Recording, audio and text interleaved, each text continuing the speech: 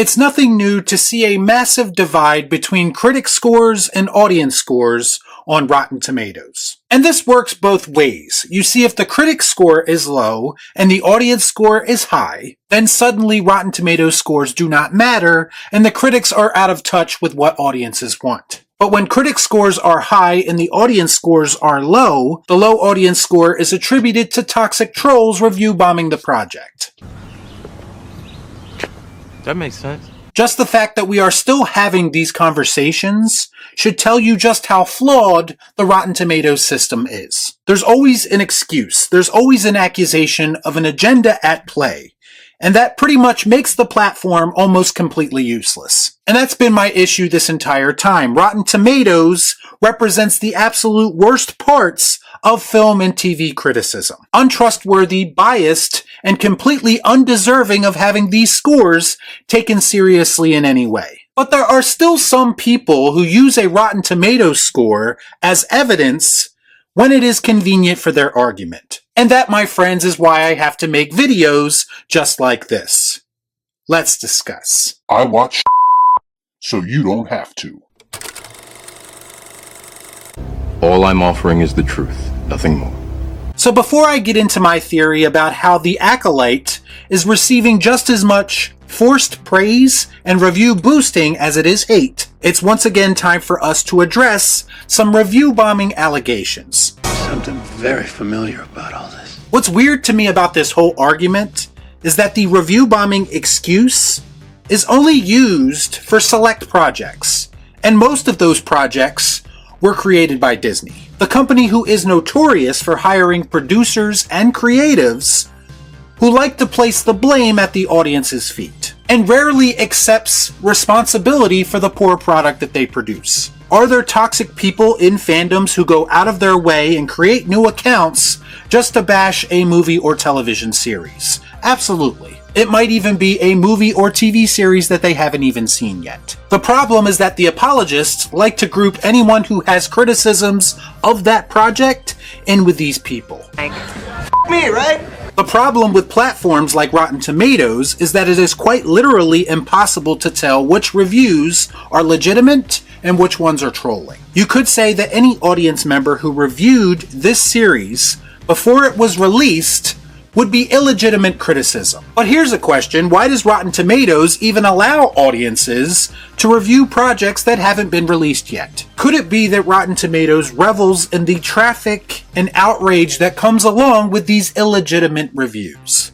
Probably. The truth is that the series has now been out for a couple of weeks at this point, so anyone who has left a review since that time, you can no longer use this argument against them. I've seen people complain that there are audience reviews that are so basic and they add absolutely nothing to the conversation, so they must not be real. Listen, not everyone is quite as eloquent when they are criticizing something. Some people just say that something sucks when they don't like it and they leave it at that. No, don't like that. What's interesting is that I don't see the same energy when it comes to ridiculous critical reviews. I've covered such reviews on this channel extensively, and yet still people choose to defend them. In one of my videos, I talked about a review of the movie Prey, where the critic said that he loved it because the predator fights a bear. This is a professional Rotten Tomatoes certified critic who is allowed to and encouraged to get away with the bare minimum. Which brings me to what has happened over the last couple of days when it comes to another project called The Acolyte. The scores for this project have gone down considerably due to people mistakenly leaving bad reviews thinking it was the Disney Star Wars Acolyte. Now this is getting chalked up to idiotic trolls who are so filled with hate that they cannot think clearly.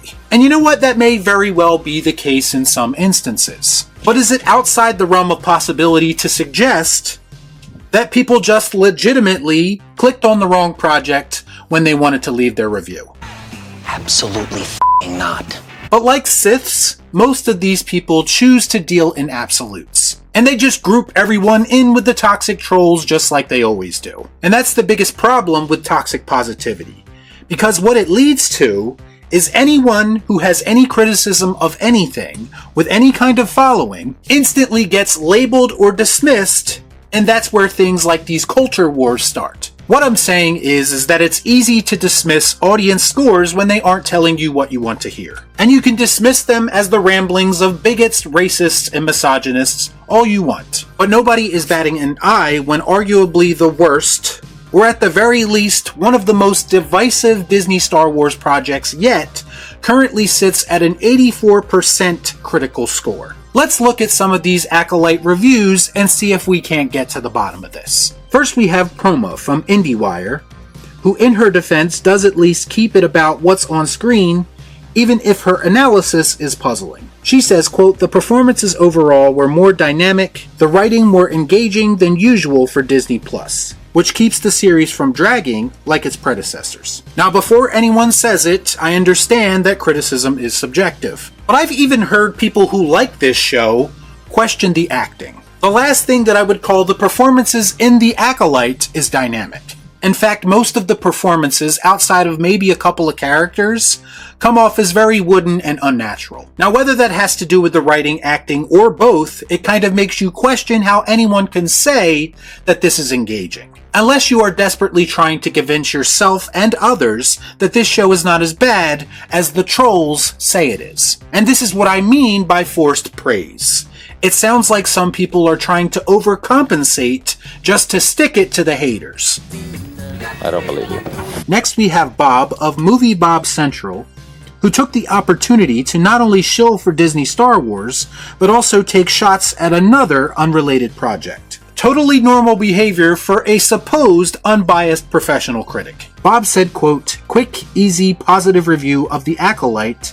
In just 6 words, 0 minutes spent harvesting grain." Now I get it, I was less than impressed with Rebel Moon as well, but this comparison is not only completely random, it sets the bar pretty low and makes you look like a complete troll in the process. How is this any different than an audience member saying that this show sucks and nothing else? There is absolutely zero nuance or clever analysis in this review, and yet it still counts towards the positive critical score.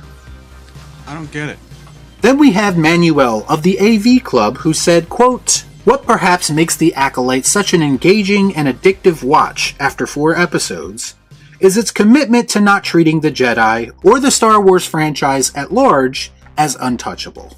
If you mean showing a complete lack of respect or understanding of what the Jedi represent, then yes, I agree with you. I love how every single apologist on the internet thinks that a shallow deconstruction of characters and lore is somehow the most intelligent thing they've ever seen. Meanwhile, it's actually doing more damage than anything because it's typically being done by people with ulterior motives. This account said it best on X: "No one hates the 6 Star Wars movies more than Disney Star Wars fans." And make no mistake about it, this person from the AV Club is much more of a fan than he is a critic. It's true.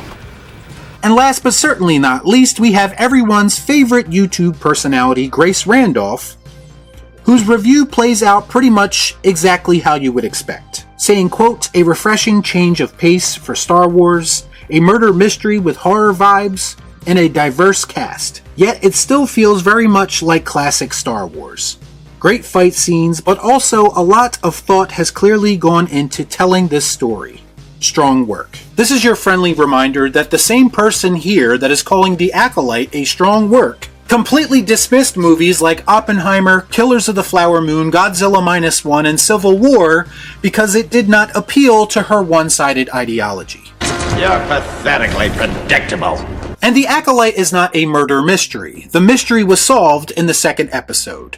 Yet another clear writing blunder. Also, I don't know what having a diverse cast has to do with the quality of the product on screen, other than, again, appeasing some people's delicate sensibilities. And let me be very clear when I say that in no way does The Acolyte feel like classic Star Wars. It isn't the same ballpark, it isn't the same league, it ain't even the same sport. There's also nothing to suggest that a lot of thought went into this project. What I see is Lucasfilm once again lazily trying to recycle ideas and pass them off as their own, very purposefully undermining what came before, perhaps as a way of intentionally further dividing the fandom. It's actually quite amazing to me how many people still go out of their way to defend this nonsense. But it's not that surprising when you consider that in a lot of ways it's exactly what Rotten Tomatoes was built on. Delivering biased criticism as a way of skewing the public's perception of a particular project.